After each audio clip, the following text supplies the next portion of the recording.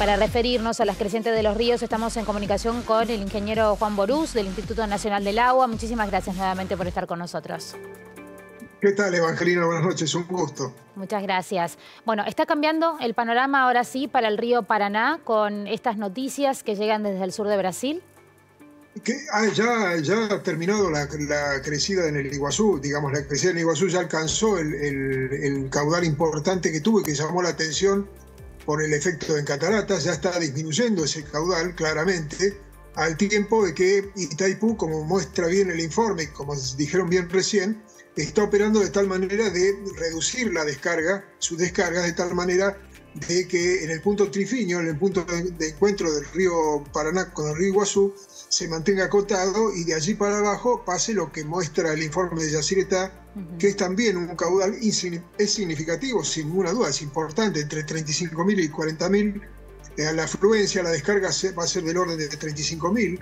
Se está definiendo en estos momentos entre hoy, mañana y pasado, y eso va a dar lugar a una onda de crecida que se va a propagar por el territorio argentino hasta bañar toda la ribera entrerriana, por ejemplo, con niveles que los va a posicionar claramente está ya en aguas medias, pero lo posicionaría por lo menos fugazmente o transitoriamente también en aguas altas.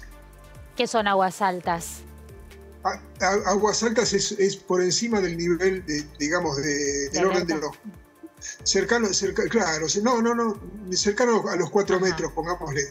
Sí. Entre 4 metros, superando quizá 4 metros, estamos analizando esa propagación, pero está claro que la gente se tiene que posicionar en una situación de la propagación de una onda que encuentra el valle aluvial del Paraná marcado por la sequía y la bajante de 3 años, de los 3 y medio, 4 años anteriores, y esta crecida encuentra un valle receptivo, un valle que tiene que llenarlo, que tiene que trabajarlo, perdiendo energía en su traslado, y de esa manera llegando al Paraná inferior o a la ribera entrerriana en una condición más acotada, de tal manera que si esta crecida se hubiese dado con niveles normales, con niveles previos normales y una situación del valle fluvial sobre todo normal, el efecto sería otro, sería más grande, sería más importante.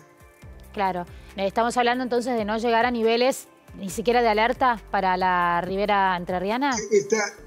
La especulación que estamos haciendo, la previsión que estamos haciendo es eventualmente llegar a los niveles de alerta. Lo que pasa es que, aunque no lleguen los niveles de alerta, es importante considerar que algunas zonas bajas y zonas de isla van a ser afectadas por esta propagación de alguna manera, insisto, quizá transitoriamente, pero afectadas al fin.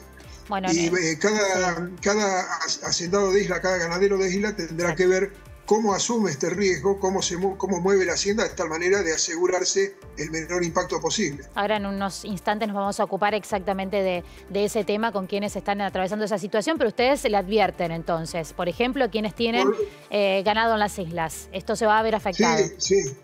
Pero sobre todo, Evangelina, lo importante es decir que esta crecida se enmarca en un escenario del Niño que ya ha definido la zona de impacto, ya se está definiendo como un Niño moderado, que eventualmente podría en diciembre alcanzar la magnitud de fuerte.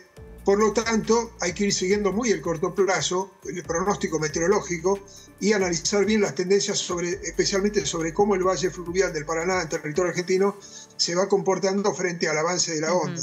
Pero de cualquier manera, como sea, y teniendo en cuenta que este Niño es largo y que posiblemente alcance el comienzo del otoño del año que viene,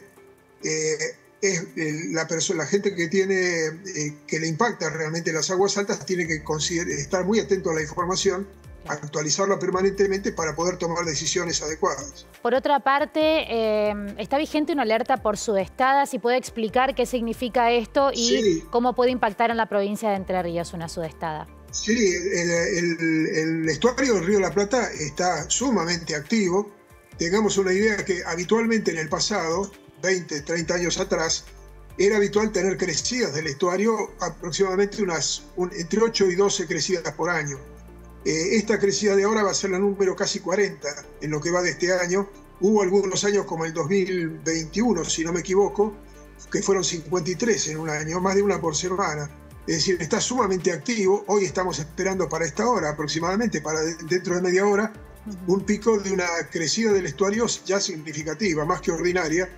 Por lo tanto, eso tiene un efecto, obviamente, que durante todo el tiempo de aguas bajas, las sudestadas o las crecidas en general del estuario fueron vistas casi diría que favorablemente, porque producían una mejora por lo menos en el delta frontal, pero ahora, en el delta inferior.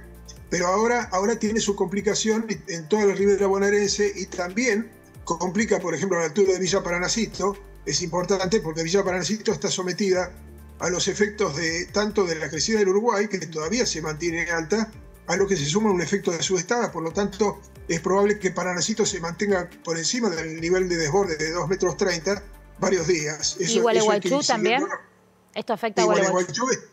Claro, este efecto con aguas altas del Uruguay, la crecida del estuario se ve disimulada un poco, pero igualmente tiene un efecto que suma, obviamente que suma, hasta Gualeguaychú incluido, que suma como para que el efecto del impacto sea sumado, ¿no? Se suman los efectos. Claro, hablando en criollo, justamente el caudal del río Uruguay no desagota, no puede desagotar en el río de la Plata, justamente porque esa sudestada lo impide, ¿no? Claro, a grandes rasgos. Redunda en niveles más altos. Exactamente. Ese es el panorama para estas próximas horas, ¿no? Porque lo decías, el alerta es a corto plazo. Sí, tengamos en cuenta que ya viene con varias levantadas en los últimos días. Hay predominio de aguas altas. Posiblemente el viernes tengamos, al contrario, un descenso marcado, un descenso importante. Está prevista una bajada que habrá que ver cómo evoluciona, pero siempre se tiene un horizonte bastante certero a 2 o 3 días para adelante. Y en este caso, según Hidrografía Naval, el Servicio de Hidrografía Naval es el que mantiene la información permanentemente, podría tener el viernes una bajante importante. Juan Borús, ingeniero del Instituto Nacional del Agua, muchísimas gracias como siempre. Gracias, Evangelina. Buenas noches. Buenas noches. Y sin duda esta información es vital.